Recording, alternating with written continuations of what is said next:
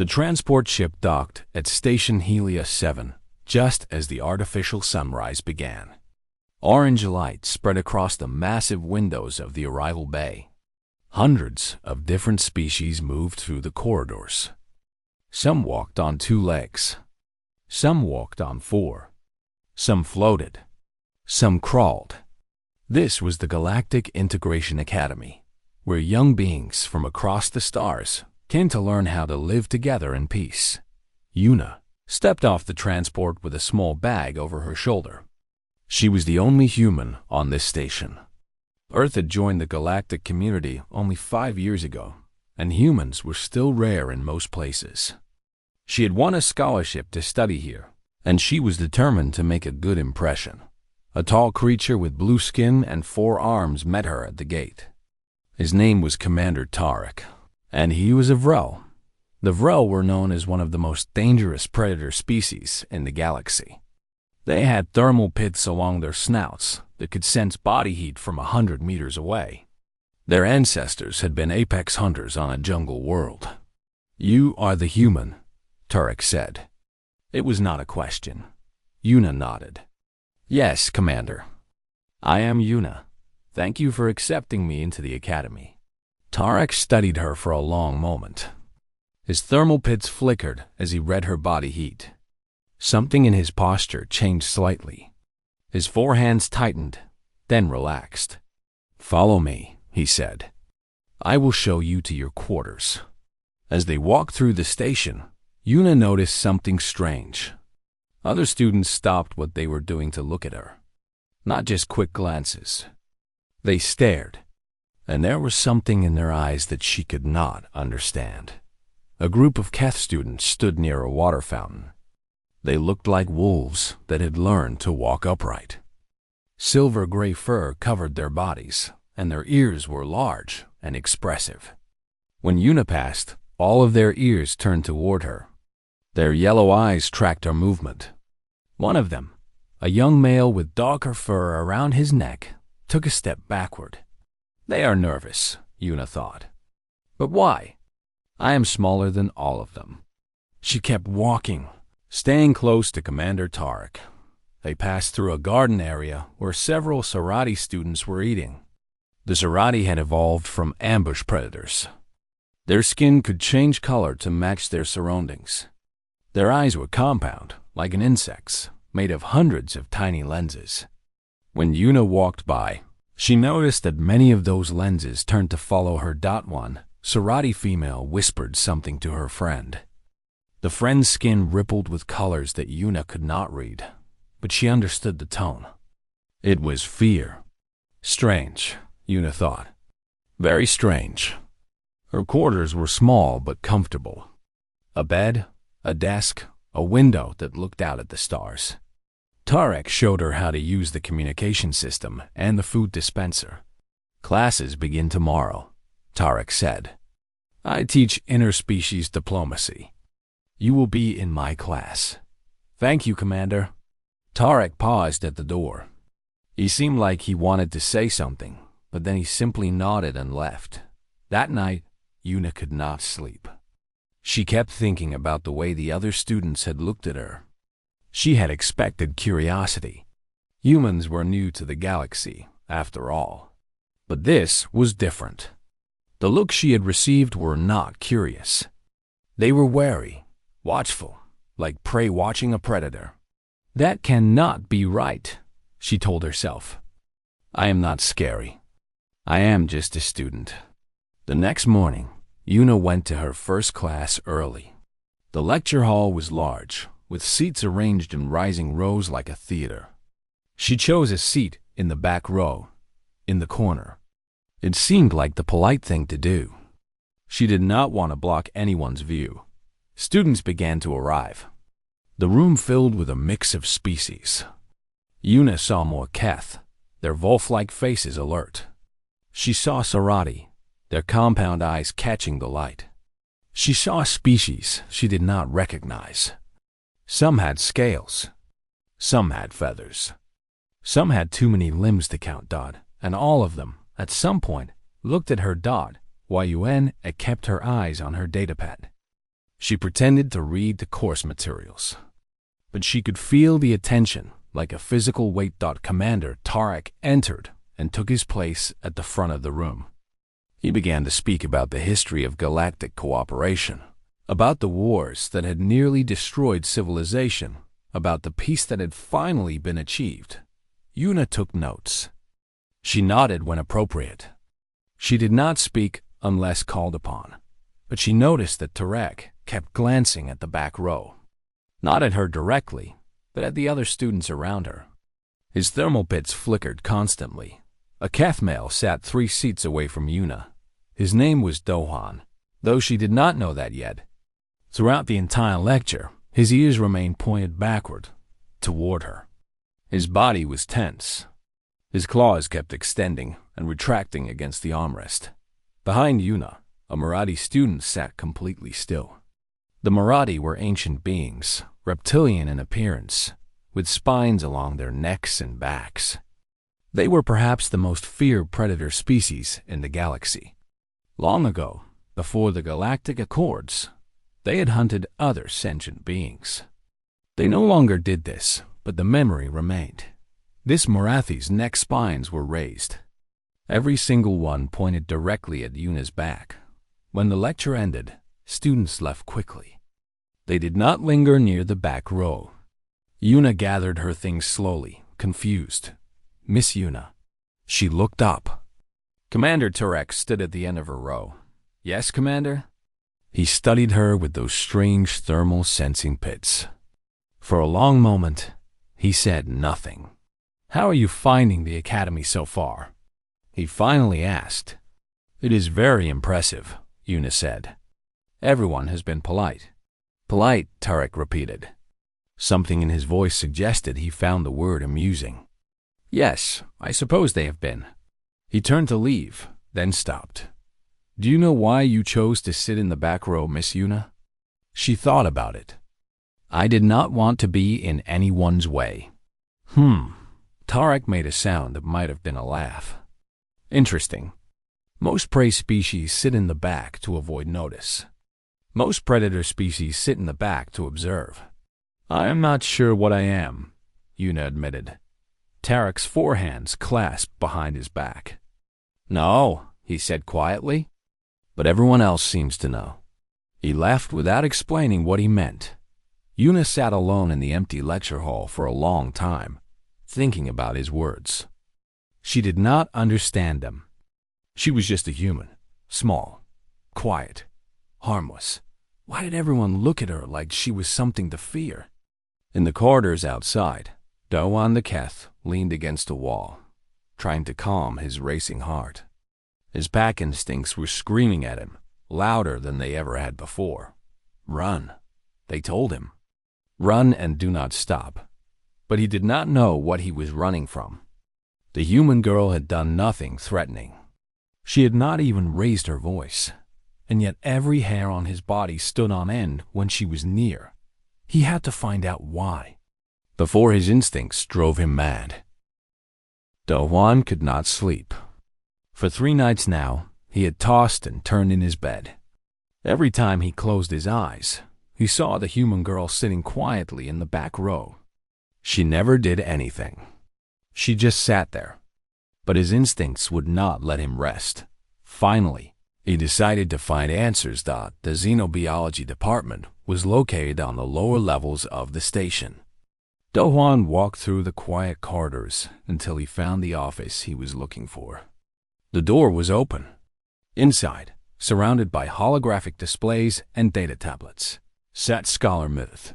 Mivith was a Deloran, a species that resembled an octopus with too many tentacles. They were known throughout the galaxy for their love of knowledge. Mivith had been studying alien species for over 100 cycles. Ah, young Dowan, Mivith said, several eyes turning to look at him. You seem troubled. Come in. Dowan entered and sat in the chair across from the scholar. His tail swished nervously against the floor. I need to ask you something, he said. About humans? Humans. Mivith's tentacles curled with interest. The new species. Yes, I have been researching them since their representative arrived. What would you like to know? Dohan struggled to find the right words.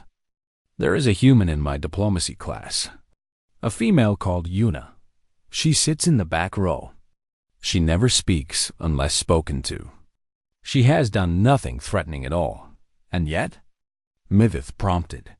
And yet I cannot stop watching her, Dowan admitted. My instincts tell me she is dangerous. More dangerous than anyone else on this station. But I do not understand why. She is small.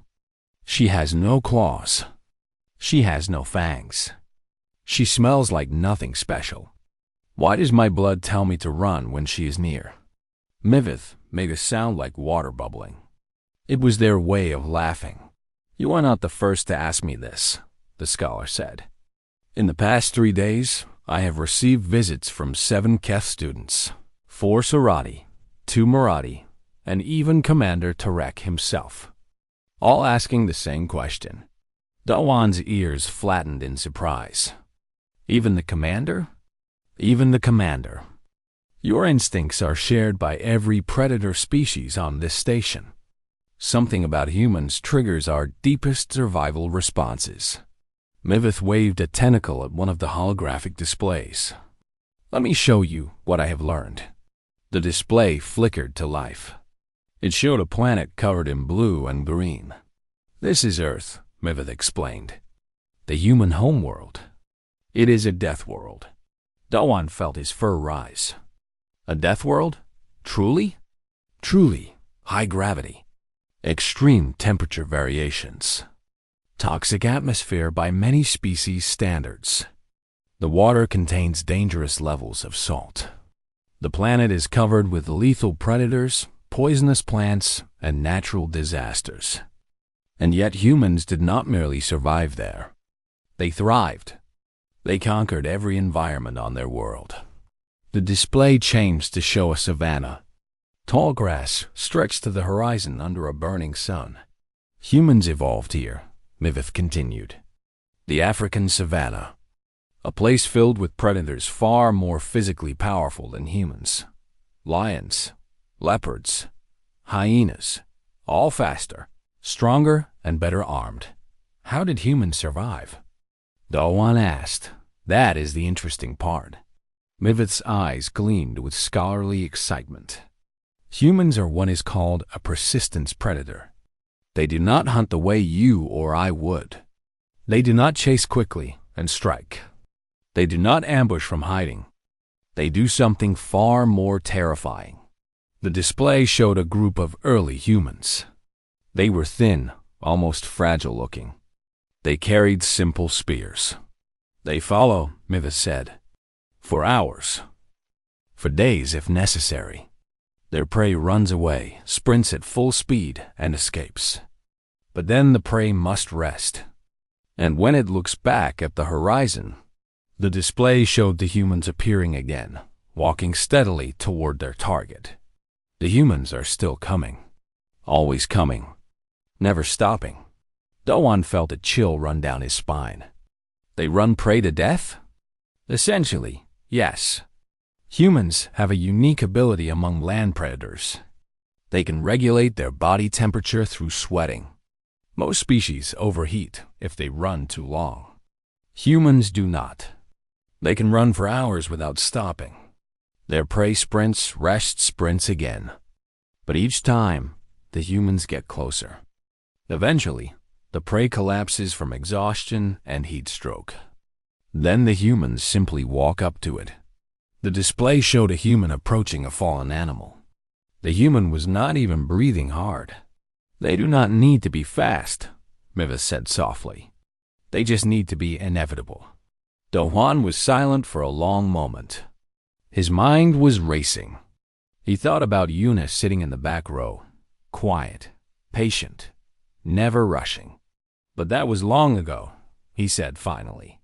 Humans are civilized now. They do not hunt like that anymore.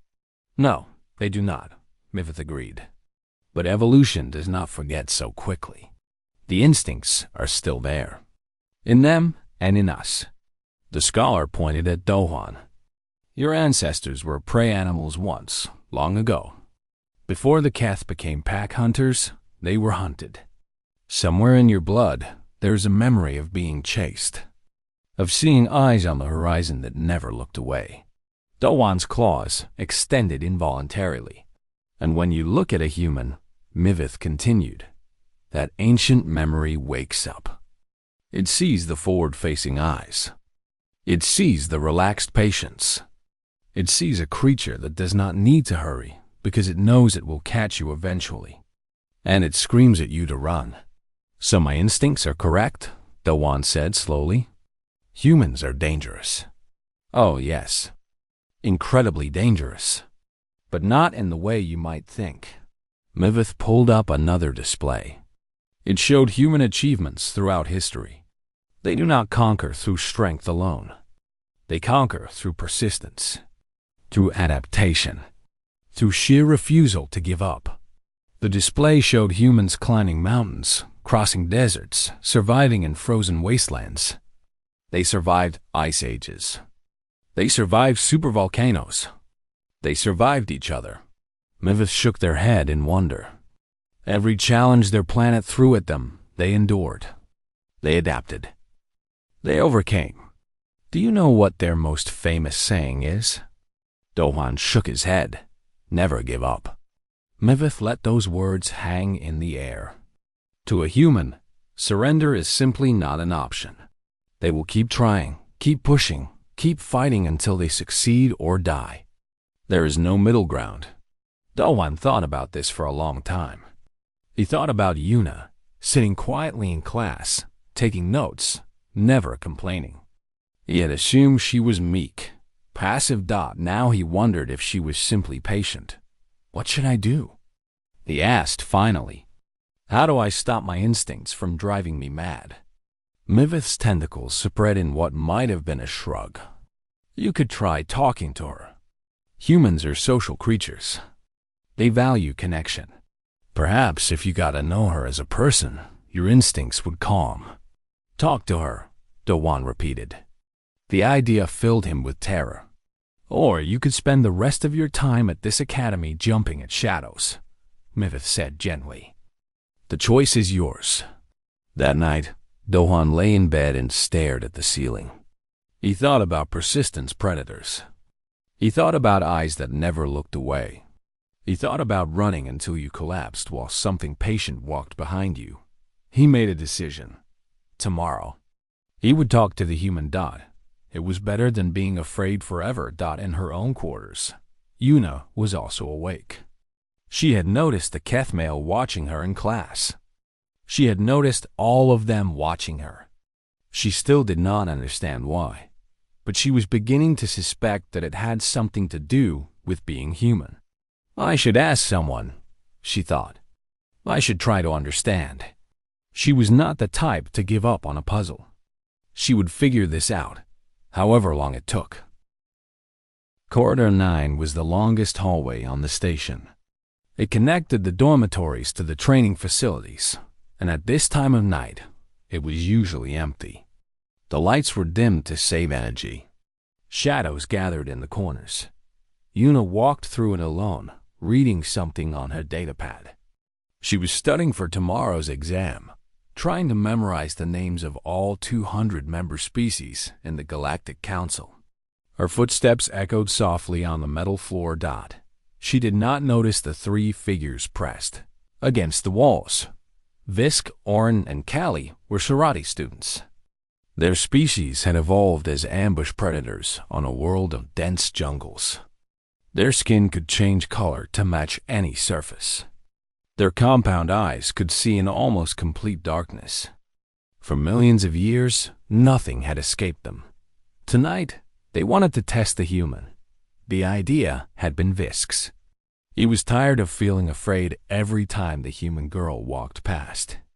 He was tired of his instincts screaming warnings about a creature half his size. He wanted to prove that humans were nothing special. She will scream and run, he had told his friends, like any prey animal. Then we will know our instincts are wrong. Now they waited in perfect camouflage. Their breathing was controlled. Their bodies were still. They were invisible. Una walked closer. Her eyes remained on her datapad. She seemed completely unaware. Visk launched himself from the wall. He was fast. Faster than almost any creature in the galaxy.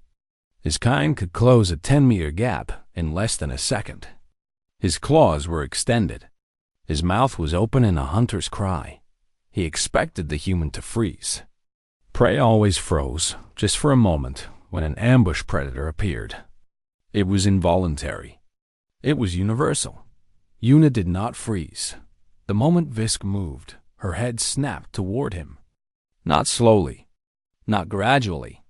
Her entire head turned in an instant, and her eyes locked onto him with a precision that made his blood run cold. Her body shifted.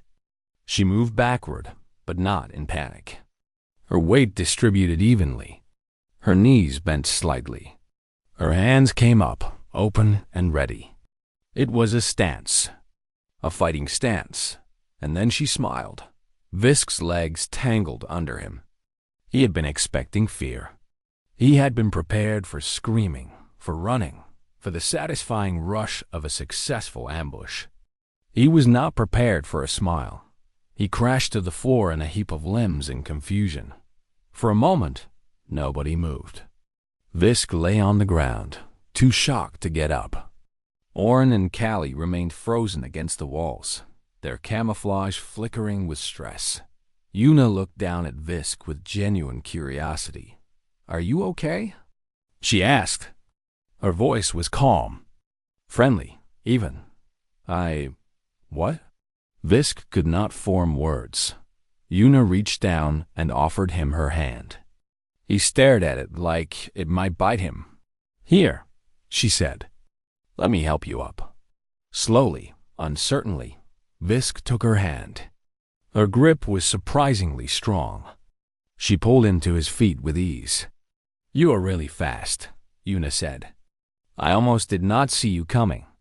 That was impressive. Visk's compound eyes spun wildly. This was wrong.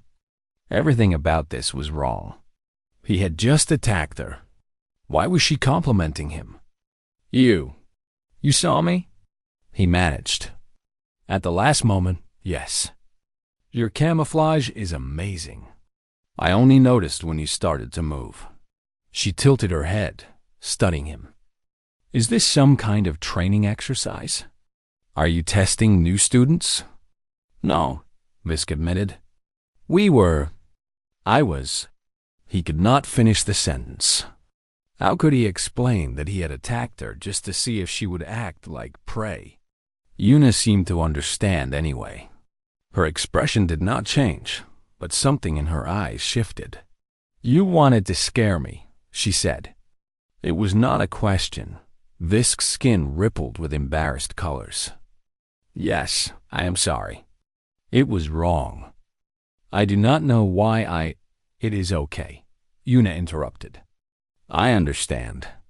I have noticed that people react strangely around me. I do not know why. Maybe I smell bad to other species." She said it like a joke, but there was genuine confusion underneath. Behind her, Oren and Callie finally dropped their camouflage. Their skin returned to its normal pale blue. They looked as shaken as Visk felt. "It is not your smell," Callie said quietly. "It is everything else." Una turned to look at her. The movement was smooth and controlled. Callie flinched. "What do you mean?" Una asked. Oren stepped forward. He was the oldest of the three and the most thoughtful. "When you looked at Visk just now, you tracked him perfectly. Your eyes never lost focus. But at the same time, you seemed aware of us too. Both of us, even though we were hidden." Una frowned. "I did not see you. I only heard something moving behind me." "That is exactly the problem," Oren said. "You heard us. Through perfect camouflage. In almost complete darkness. And you did not panic. You just waited, ready for anything. Is that strange?" The three Serati exchanged looks. "For us, it is terrifying," Visk admitted. We are ambush predators. Our entire hunting strategy depends on surprise. When I jumped at you, I expected you to freeze like all prey animals do. Instead, you reacted faster than I could follow. And you smiled. I was nervous, Yuna said. Smiling helps me stay calm. That is not what it looked like, Callie said. Her voice was barely above a whisper. It looked like you were excited. Like you wanted to see what would happen next. Yuna considered this. I suppose I was curious, she admitted. I have never been attacked by an alien before. I wanted to see if my training would work. Training? Visk asked. All humans learn basic self-defense, Yuna explained. Our world is dangerous. We are taught to stay calm in emergencies, to assess threats quickly, and to be ready to fight if necessary.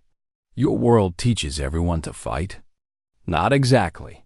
But we learn to be aware, to notice things, to react quickly when something goes wrong. She shrugged.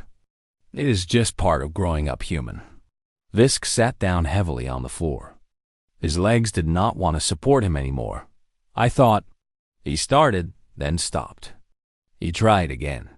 I thought if I scared you, I would feel better. I thought I would see that you are just a normal person, not anything to be afraid of. Yuna sat down across from him. And now? Visk laughed bitterly. Now I am more afraid than ever. But also, he looked at her with his compound eyes. Also impressed. You did not attack me when I fell. You helped me up. That was kind. You were not trying to hurt me, Yuna said. You were just scared. I understand being scared. Do you? Are you ever scared of anything? Yuna was quiet for a moment. Then she nodded. I am scared of being alone, she said. I am the only human here. Everyone looks at me strangely. I do not have any friends. She smiled sadly. It is lonely. Visk looked at Arn and Callie. They both nodded slightly. Maybe, Visk said slowly, we could change that. Maybe we could try to be your friends, even though you terrify us. Yuna's face lit up with genuine happiness. It transformed her entire expression. I would like that very much, she said. Watching from around the corner, Dohwan felt his heart pound in his chest. He had witnessed the entire incident. He had seen Yuna react to an ambush with impossible speed and calm. He had seen her smile at a predator's attack, and he had seen her face when she admitted to being lonely. She was terrifying. Yes, his instincts still screamed at him to run, but she was also just a person. A young woman far from home, trying to find her place in a strange galaxy. Tomorrow, he decided. Tomorrow he would approach her too. If the Serati could overcome their fear, so could he. The survival exercise was the most important test of the year. Every student at the academy had to complete it. The rules were simple. Teams of 2 would be dropped into a simulated wilderness. They had to reach a checkpoint before time ran out. There were no weapons, no technology, just 2 beings and their natural abilities. The computer assigned partners randomly. When Yuna saw her assignment, she felt a chill run down her spine. Her partner was Sira, a Marathi female. The Marathi were legends. They were the oldest predator species in the known galaxy. Before the Galactic Accords had banned the practice, they had hunted other sentient beings for sport. They had depopulated entire planets. Even now, thousands of years later, other species still feared them. Sira stood 3 meters tall. Her scales were dark red, almost black. Her claws could cut through metal. Her neck spines could detect movement through walls. She was, by any measure, one of the most dangerous beings in the galaxy, and she looked at Yuna with obvious contempt. You are my partner, Sira said. Her voice was deep and cold. I expected better. Yuna looked up at the towering alien. She felt small. She felt weak. But she did not look away. I will do my best not to slow you down, she said. Sarah made a sound like grinding rocks. It might have been laughter. You will follow, the Marathi commanded. Stay quiet. Do not complain. If you cannot keep up, I will leave you behind. Understood. The simulation began. The jungle was hot and dense. Strange plants pressed in from all sides. The air was thick with moisture and the sounds of alien wildlife. Most students would have been terrified. Yuna found it almost familiar. It reminded her of pictures she had seen of Earth's rainforest. Sarah moved through the jungle like a ghost. Despite her size, she made almost no sound. Her scales shifted color slightly to match the vegetation. Her head moved constantly, scanning for threats. Yuna followed. She could not match the Marathi's speed, but she kept pace. When Sira ran, Yuna jogged. When Sira climbed, Yuna found her own path. She did not complain. She did not stop. Hours passed. The simulated sun crossed the sky. The temperature rose. Sweat dripped down Yuna's face and soaked her clothes. Her legs burned. Her lungs ached. But she did not stop. Sira began to notice something strange. She was tired. Her cold-blooded body was struggling with the heat. She needed rest. But every time she looked back, the human was still there. Still moving. Still following. After 6 hours, Sira stopped by a stream. She needed water. She needed to cool down. We rest here, she announced. Yuna nodded and sat down on a rock. Her breathing was heavy but controlled. Sweat poured off her body. Sira watched her with new interest. You are not stopping? I just sat down, Yuna said, confused. No, I mean you are not stopping. Sira gestured at herself. I am exhausted. My body cannot regulate temperature well in this heat. I must rest or I will overheat. But you, she stared at the human. You are covered in water. Sweat, Yuna explained. It cools us down. Your body produces water to cool itself? Yes, humans can run for a very long time without overheating. As long as we have water to drink, we can keep going. Sira was silent for a long moment. Her ancient predator's mind was working. How long can you run? She asked. Why Yuna thought about it. I am not a professional athlete, but on my world, some humans run for 20 hours without stopping. Some run for days. There are races where people cross entire deserts on foot. Days, Sira repeated. Her voice was flat. Yes, our ancestors used to hunt that way.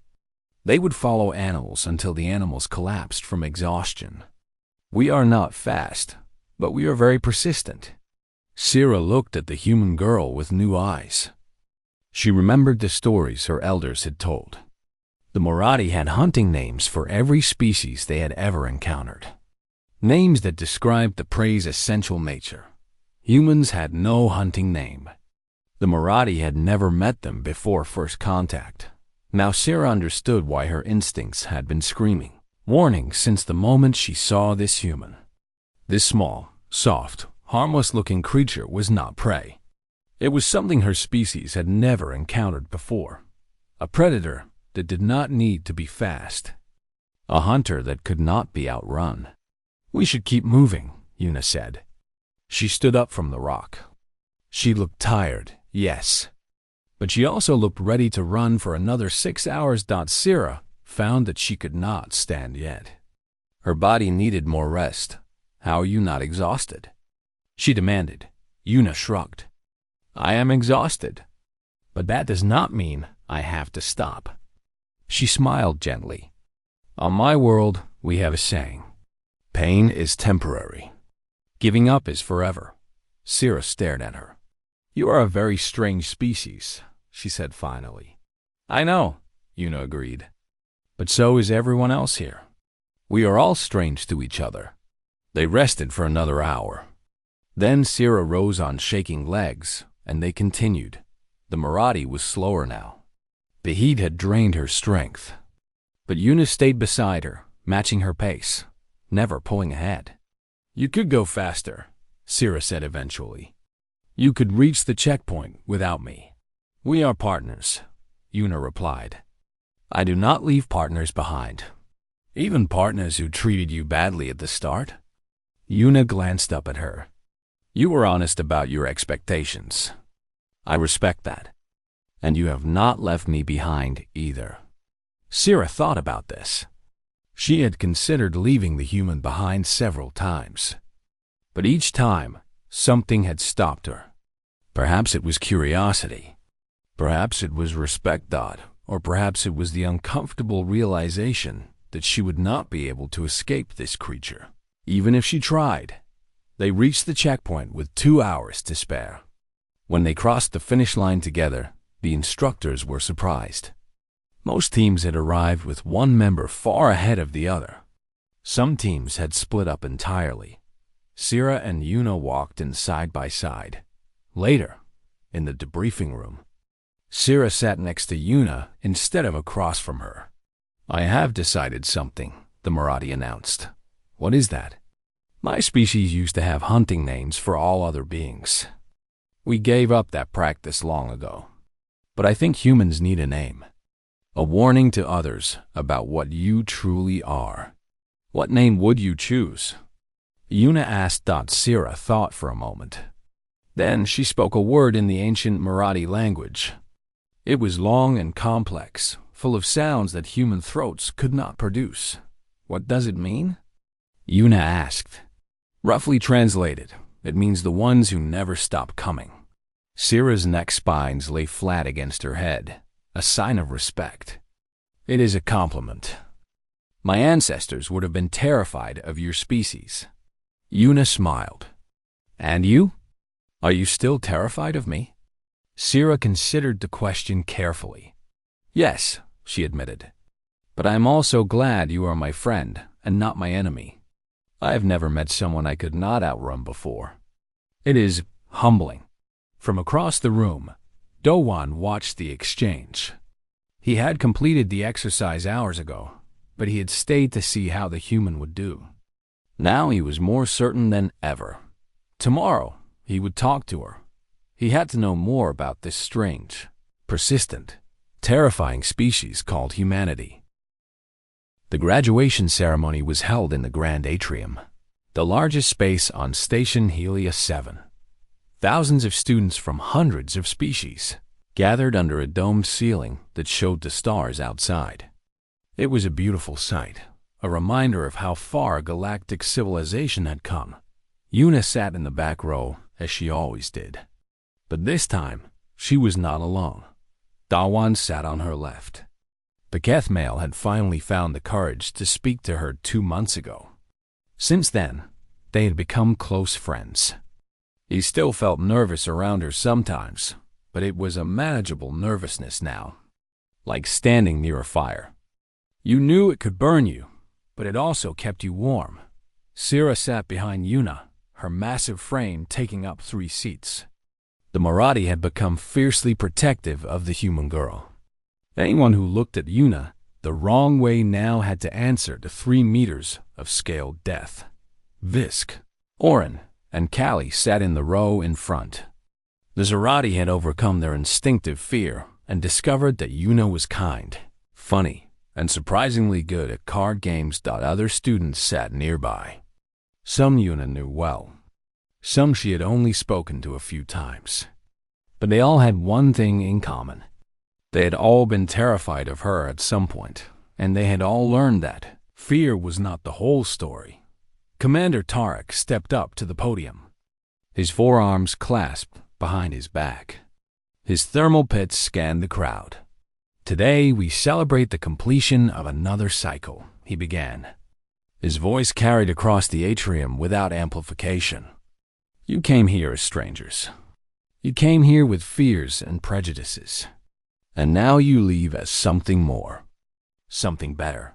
He paused, his eyes finding the back row. "I have taught predators for 60 cycles," Turek continued. "I have trained Keth in pack tactics. I have studied Sarati ambush techniques.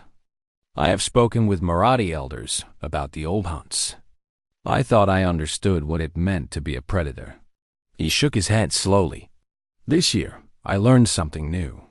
I learned what predators fear. The atrium was silent. Everyone was listening. We fear many things, Tarek said. We fear pain. We fear death. We fear losing those we care about. But there is a deeper fear, one that lives in our blood. A fear that has been passed down for millions of years. He looked directly at Yuna. We fear something that cannot be outrun. A murmur rippled through the crowd. Many species shifted uncomfortably. We fear something that cannot be hidden from, Tarek continued. We fear patience. We fear endurance. We fear the creature that does not need to be fast, because it knows, with absolute certainty, that it will find you eventually. Yuna felt heat rising to her cheeks. She was not used to being the center of attention. When the human delegation first arrived in our galaxy, we did not know what to make of them. They were small. They were soft. They had no natural weapons. Many of us dismissed them as a minor species, barely worth noticing. Tarek's thermal pits flickered. We were wrong. We did not see what our instincts were trying to tell us. Humans evolved on a death world. They survived predators more powerful than themselves, not through strength or speed, but through sheer refusal to quit. Their ancestors would follow prey for days under a burning sun. They would cross deserts, climb mountains, survive ice ages. They did not give up. They never gave up. He gestured toward the back row. Miss Yuna has been a model student. She has been polite. She has been kind. She has done nothing threatening during her entire time here. And yet every predator on this station has been aware of her presence since the moment she arrived. Yuna saw heads turning toward her. She tried to shrink down in her seat. This is not a failure of our instincts, Tarek said. This is our instincts working exactly as they should. They recognize something ancient, something primal, the quiet patience of an apex predator who does not need to announce itself. He picked up a ceremonial glass from the podium. Humans do not sit in the back row because they are prey trying to hide, Tarek said. They sit in the back because predators watch from high ground. They stay quiet because those who are truly dangerous do not need to make noise. He raised the glass. To our human friends, to the ones who never stop coming. May you always walk beside us and never behind. The toast was echoed across the atrium. Thousands of voices repeating the words. Even those who did not fully understand joined in. Yuna felt tears prickling at her eyes. For the first time since arriving at the academy, she felt truly accepted. Dawang leaned close to her. Are you okay? Yes, she said. I am just happy. Syrah's massive hand came to rest gently on Yuna's shoulder. For a creature that could crush metal, her touch was surprisingly gentle. You have earned their respect, Syrah said. All of them, even those who are still afraid. After the ceremony, students gathered in the Great Hall for celebrations. Species that had once been enemies danced together. Old fears were set aside, at least for one night. Yuna found herself surrounded by friends. Dawan told jokes that only made sense to Kath, but everyone laughed anyway. Visk tried to teach Syrah how to change skin color, which was impossible for a Marathi, but they had fun trying. Oren and Callie argued about the best camouflage techniques while Yuna listened with genuine interest. Commander Tarek approached the group. Everyone fell silent. Miss Yuna, he said, may I speak with you privately? She nodded and followed him to a quiet corner of the hall. I wanted to apologize, Tarek said. When you first arrived, I watched you more closely than I should have. I let my instincts guide me instead of my training. There's nothing to apologize for, Yuna said. I understand now. You were afraid of me. Yes, Tarek admitted. The most dangerous predator I have ever known, and she sat in the back row taking notes. He made a sound that might have been a laugh. Do you know what I have learned from you, Miss Yuna? She shook her head. I have learned that true strength is not about teeth or claws or speed. It is about persistence, about getting up when you are knocked down, about continuing forward even when everything inside you wants to stop. He placed one of his 4 hands on her shoulder. Your species will go far in this galaxy, not because you are the strongest or the fastest, but because you simply refuse to quit. Yuna smiled. On Earth, we have a story about a race between a fast runner and a slow one. The slow one wins because they never stop moving. The tortoise and the hare, Tarek said. I have studied human literature. A wise tale. You read human books? I wanted to understand your species better. I must say, your fiction is intense. So much persistence. So much refusing to surrender. Even your love stories are about never giving up. Yuna laughed. It was a genuine, happy sound. That is just how we are, she said. Later that night, Yuna stood alone by the great window of the atrium. Stars stretched out before her. Countless points of light representing countless worlds. Somewhere out there was Earth, her home. She had come here afraid and alone. She had not understood why everyone looked at her so strangely. Now she knew. Now she understood what she was. Not prey. Not a traditional predator. Something else. Something that the galaxy had never seen before. Footsteps approached behind her. Dohan, Sira, Visk, Oren, and Callie gathered around her. What are you thinking about? Dohan asked. The future, Yuna said. What comes next? Whatever comes next, Sira said. You will not face it alone. We are with you. Yuna looked at her friends. A wolf, a dragon, and 3 chameleons. All predators. All afraid of her on some deep, instinctive level, and all choosing to stand beside her anyway. Thank you, she said. All of you. They stood together at the window, watching the stars. Quiet. Patient. Every predator in the room knew exactly where Yuna was, even with their backs turned. It was instinct. It was blood memory. It was millions of years of evolution, telling them to never lose sight of the one who would follow forever. But now they understood that being tracked by a human was not always something to fear. Sometimes it meant you had made a friend who would never give up on you. And in a vast, dangerous galaxy, that was worth more than all the speed and strength in the universe.